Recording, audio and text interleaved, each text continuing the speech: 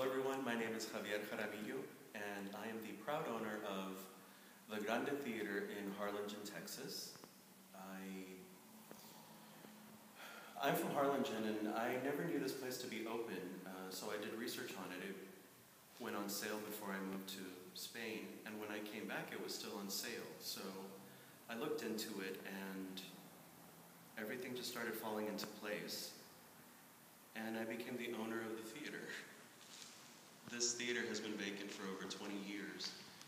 It was built in 1941 with the best materials that were around for that time. And it was a Spanish movie cinema. And it basically catered to Hispanics in this area. There were three other cinemas, or theaters, that would play all different sorts of music, but they were segregated. And Hispanic people had to sit upstairs in the balcony. And I've spoken with several of them, and they just feel that this place was their home, or their second home, because they could sit anywhere they wanted to. And the men that I've spoken with, there's just something that happens in their eye when they feel that freedom. And I feel that for a long time, we as people or as a community have been denied the freedom of art because it's been leaving our community. So one of the reasons that I bought this theater was to give back to the community by way of arts and humanities. And I also produce shows, and I write music and a lot of different things which I plan to perform here in this theater. The stage here will be a little bit expanded, a little more, but you know, Spanish-speaking Mexican world-renowned movie stars have stood on this stage, like Maria Felix and, oh my goodness, Cantinflas was on the stage, and Pedro Infante. And I know this because the lady that lives behind the theater would tell me that when she was a child, she saw the artists come in through the alley, and so she could really see them right there. The car would park and they would come out, and it was completely amazing. Also, Freddie Fender won a talent show on this stage, and he was given a fruit basket and then later a contract. And that's all here, and I'm not asking why nobody's done anything with it, because that's not even the question. The question is, I had a vision, and I feel the vision to be absolutely true. So I jumped in to this venture, into this endeavor. It's enormous. But I'm doing this for the community because I know that once people understand that there is an outlet for them, if they're not athletes or if they're not brainwaves or whatever, if they're just artists in whatever category or whatever genre or whatever meaning of the word artist is, if they're an artist, this place is going to allow them to have a platform to stand on and speak their art. And we will give praise to God while we do it every single moment, because that is why we are able to do what we do. We can manifest such beautiful things through love, and we have to love each other. So I'm starting to love myself and my community by rebuilding this place and giving it life again, a beautiful growing life, so that anybody that walks in here is going to be so fulfilled that they just grow, and that overflows onto their families. And this entire community is going to be covered with love. How about that for a change? I'm not saying that I don't think that this endeavor is going to have a lot of twists and turns, and of course it would. Why wouldn't it? That's what's exciting about it. But along with that,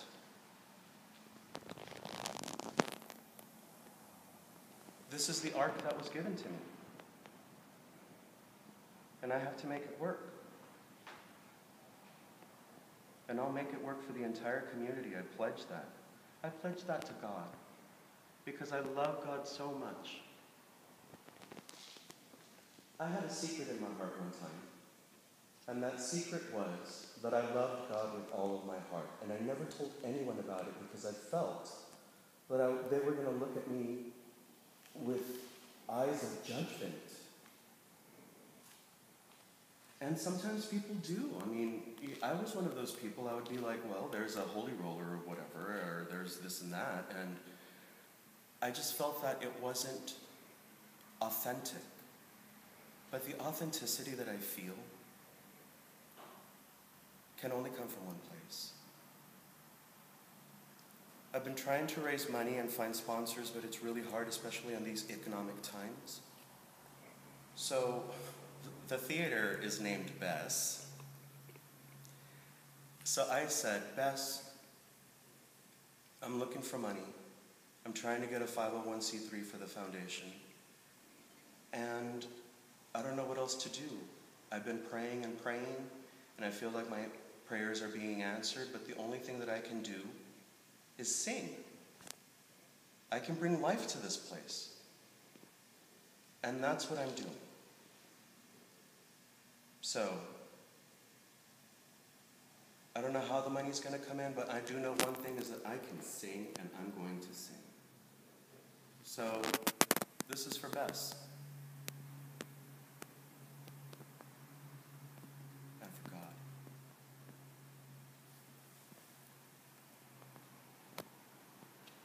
And for my mom, this is her favorite song.